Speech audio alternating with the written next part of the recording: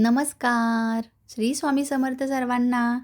तुम्हाला कधी असं वाटलंय का, की काही दिवस इतके खास असतात, की ते थोडे जरी त्यातले नियम पाळले तर शुद्ध आणि भक्ती आणि समृद्धी घेऊन येतात? शुद्धी कशाची? तर मनाची, शरीराची. म्हणूनच उद्या म्हणजे शुक्रवारी 27 फेब्रुवारीला होळीच्या आधी येणारी ही आमलकी एकादशी अत्यंत महत्त्वाची आहे. या एकादशीचे महत्त्व, कथा, खास उपाय जे तुम्ही घरच्या घरी मंदिरात किंवा स्वतःसाठी करू शकता. चला तर मग जाणून घेऊया अंमलकी एकादशीसाठी खास. कारण बघा अनेक जणांचं एकादशीचं व्रत असतं, उपवास असतो. मग आमलकी एकादशी म्हणजे काय? हिंदू धर्मात याला महत्त्व का आहे? तर आमलकी म्हणजे आवळा. हा जो वृक्ष आहे तो विष्णू भगवानांना अतिशय प्रिय आहे. माता लक्ष्मी या वृक्षामध्ये सदैव निवास करते. साक्षात विष्णू आणि लक्ष्मींची कृपा असलेला असा हा वृक्ष मानला जातो. म्हणूनच या वृक्षाची पूजा एकादशीच्या दिवशी जर केली तर अगणित यज्ञ केल्याचं पुण्य मिळतं. सर्व धार्मिक कार्यामध्ये वापरले जाते. या वृक्षाची जी काटकी आहे ती हवनकुंडामध्ये वापरली जाते आहुतीसाठी. यासोबतच या वृक्षाची जी व्यक्ती पूजा करते तिला संपत्ती, शांती, आरोग्य आणि धार्मिक पुण्य प्राप्त होतं. तर एवढे सगळे जे महत्त्व तुम्हाला मी सांगितले, तर यासाठी व्हिडिओ शेवटपर्यंत नीट फक्त लक्ष देऊन ऐकायचं आहे तुम्हाला. जेणेकरून ह्या छोट्या-छोट्या गोष्टींनीच आपण जे व्रत करतो, उपवास करतो, छोटेसे उपाय करतो, त्यामुळे कळत-नकळत आपल्या जीवनामध्ये येणारे अडथळे निघून जातात. आपल्याला वाटतं कधी-कधी, की बाबा इतके सण येतात, इतके उपवास येतात, इतके व्रत येतात, दरवेळेस केलंच पाहिजे का? तर काही ना काही करायचंच. काही न करण्यापेक्षा थोडंफार तुम्ही जरूर करू शकता. त्याच प्रकारचे साधे, सोपे उपाय मी इथं शेअर करत असते आपल्या चॅनलवरती. म्हणून स्वामी सानिध्य या चॅनलला जरूर सबस्क्राईब करा. सोबतचं बेल बटन प्रेस करा. आणि हो, व्हिडिओ आवडतो, उपाय आवडतात तुम्हाला मला माहीत आहे. पण जाता-जाता एक लाईक मात्र जरूर करत जा. आणि कमेंटमध्ये श्री स्वामी समर्थ अशी मनापासून स्वामींना हाक मारा. म्हणजे सगळे उपाय बरोबर त्यांच्यापर्यंत पोहोचतील. आता बघा एकादशी म्हणजे फक्त उपवासाचा दिवस नाही आहे. साबुदाण्याची खिचडी वगैरे अमकं खाल्लं झालं नाही. आत्मा, मन शुद्धीकरणाचा दिवस आहे. पंचांगणामध्ये एकादशीला खूप महत्त्व आहे. विष्णूच्या भक्तीचा दिवस आहे हा. भक्तीच्या माध्यमातून आपले पापाचे क्षलन करायचे आहे आपल्याला. पापाचे क्षालन झाल्यामुळे पाप क्षमा होते आणि जीवनात सुखशांती येते. हा नियम आहे. ही विधिलिखित सांगितलेली आपल्याला भगवंताने एक दिलेली योजना किंवा नियमाची मांडणी आहे. म्हणूनच उपवास आणि भक्तीच्या माध्यमातून आपण हे सगळं करायचं आहे. हे दिवस आपल्याला शिकवतात, की त्याग त्याग म्हणजे काय? तर उपवास करतो आपण, अन्नाचा त्याग करतो. संयम ठेवतो आणि देवाच्या सानिध्यात येऊन भक्तीचा संगम करून नामस्मरण करतो, देवाची पूजा करतो, धार्मिक संगीत, मंत्र वगैरे लावतो, मंत्र जाप करतो. म्हणूनच अमलकी एकादशीची जी कथा आहे ती म्हणजे प्राचीन काळी महान राजा मांधाता वशिष्ठ ऋषींना प्रश्न केला त्याने, की महर्षीजी, आपण जर माझ्यावर प्रसन्न आहात तर मला असे व्रत सांगा की ज्याने माझे कल्याण होईल. महर्षी वशिष्ठजी म्हटले, हे राजा, सर्व व्रतांमध्ये उत्तम जे व्रत आहे, शेवटी मोक्ष मिळवून देणारं असं व्रत म्हणजे एकादशी. आणि त्याच एकादशीमध्ये अमलकी एकादशी ही सगळ्यात महत्त्वाची मानलेली आहे. मग राजा म्हणाला, महर्षी, मला हे सांगा की या एकादशीच्या व्रताची उत्पत्ती झाली तरी कशी? तेव्हा महर्षी बोलले, हे राजा, मी तुम्हाला या व्रताची पूर्ण माहिती देतो. हे व्रत फाल्गुन शुक्ल पक्षात येते आणि या व्रताचे फळ केल्याने सर्व पापे नष्ट होतात. या व्रताचे पुण्य म्हणजे काय? तर 1000 गायींचे दान म्हणजे या व्रताचे फळ.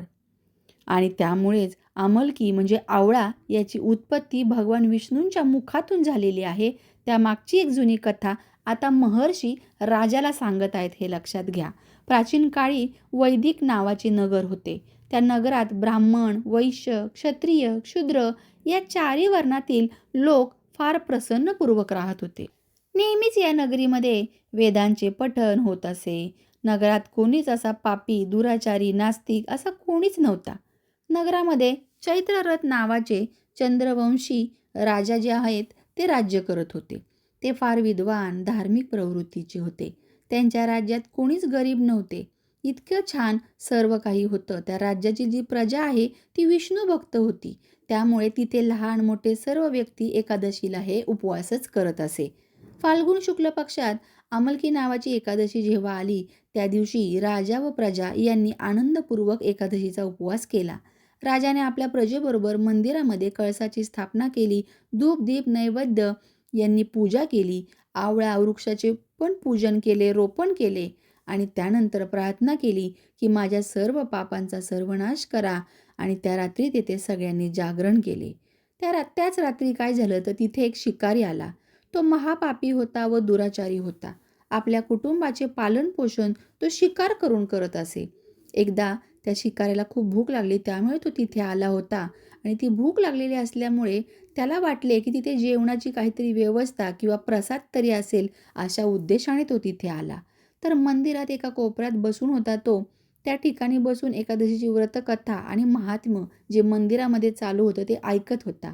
आणि त्यामुळे काय झालं तर त्या शिकाऱ्याला संपूर्ण रात्र इतरांसोबत जागरण करून काढली. साहजिक आहे, दिवसभर उपवास होता, काहीच खाल्लं नव्हतं, पोटात अन्नाचा कण नव्हता. रात्री देखील त्यांनी काहीच खाल्लं नाही. मंदिरामध्ये जागरण झालं आणि सकाळी सगळे लोक आपापल्या घरी निघून गेले. शिकारी पण घरी गेला आणि त्यानंतर त्यांनी मोठ्या निराशेने आपल्या कुटुंबातील सर्वांना सांगितले. त्याच्यासोबत कुटुंबाचे देखील उपवास घडला, रात्री जागरण घडलं. कारण पतीची वाट पाहण्यामध्ये पत्नी आणि मुले ही जागीच होती की काय झालं असेल किंवा का नाही आला शिकारी घरी म्हणून. मग त्या दिवशी कळत नकळतपणे खूप चांगलं असं व्रताचं महात्म्य त्यांच्या हातून घडलं. तो फार पापी होता, त्याला नरकात जावे लागणार होते. पण काही दिवसाने त्या शिकाऱ्याचा जेव्हा मृत्यू झाला, त्या दिवशी नकळत त्याच्याकडून एकादशीचे व्रत झाले होते, उपवास जागरण झाले होते. त्यामुळे सर्व पाप नष्ट झाले व त्याला पुण्याची प्राप्ती झाली. म्हणून त्याचा पुढील जन्म जो होता तो राजा विदुरथच्या घरी जन्म झाला. त्याचे नाव वसुरथ असे ठेवण्यात आले. वसुरथ पुढे तिथला राजा बनला. त्यामुळे काय झालं, तिथल्या प्रजेचं वगैरे तो चांगल्या प्रकारे राज्य करू लागला, रक्षण करू लागला. खूप छान असं सूर्याच्या प्रमाणे त्याची तेजस्वी कांती होती. खूप छान क्षमेची प्रवृत्ती होती त्याच्याकडे. अत्यंत धार्मिक सत्यवादी असा तो राजा होता. एकदा शिकारीला तो राजा गेला असताना जंगलामध्ये तो रस्ता भटकला आणि काही केल्या त्याच्यासोबत आलेले त्याचे वडील व इतर आप्त शिकारीला जे आले होते ते दिसत नव्हते. एका झाडाखाली तो विश्रांतीसाठी झोपला आणि तिथेच चोर आणि डाकूंनी त्याला घेरलं. राजा एकटा पाहून त्यावर वार सुरू केले. हे सर्व तो झेलत होता, पण ते कोणत्याही प्रहार, कुऱ्हाडी, तलवारीचा जो वार येत होता तो त्याच्यापर्यंत येण्या अगोदरच नष्ट होत होता. त्यामुळे आणि नंतर जेव्हा तो झोपेतून उठला तेव्हा पाहतोय तर हे सर्व आजूबाजूला जे लोक आहेत ते मृत्युमुखी पडलेत. हे चोर किंवा डाकू वाटत आहेत असं तो म्हटला.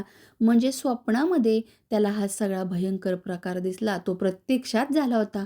मग त्याला प्रश्न पडला की मी झोपेत असतानाही माझ्यात ही जी आहे ती कुठली शक्ती किंवा कुठल्या शक्तीने माझा संहार केला. तेव्हा आकाशातून आकाशवाणी झाली की राजा, भगवान विष्णूंशिवाय आणखी कोण आहे जे तुम्हाला तारू शकते आणि तुमचे रक्षण करू शकते. ही आकाशवाणी ऐकून भगवान विष्णूंना राजाने नमस्कार केला आणि त्यांना आपल्या राज्यात सुखरूप परत आणले भगवंताने. म्हणून हा एकादशीचा हा प्रभाव आहे.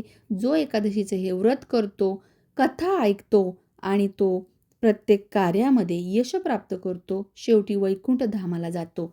त्यासाठी आज मी ही कथा तुम्हाला सांगितली. पूर्णपणे कथा ऐकणाऱ्याला निश्चितच हे फळ मिळणार आहे, यात कोणतीही शंका नाही. कमेंटमध्ये जय श्री हरी विष्णू लिहायला विसरू नका. भगवान विष्णू जसे त्या राजाला प्रसन्न झाले तसे तुम्हा आम्हाला हो, हीच भगवंताच्या चरणी प्रार्थना.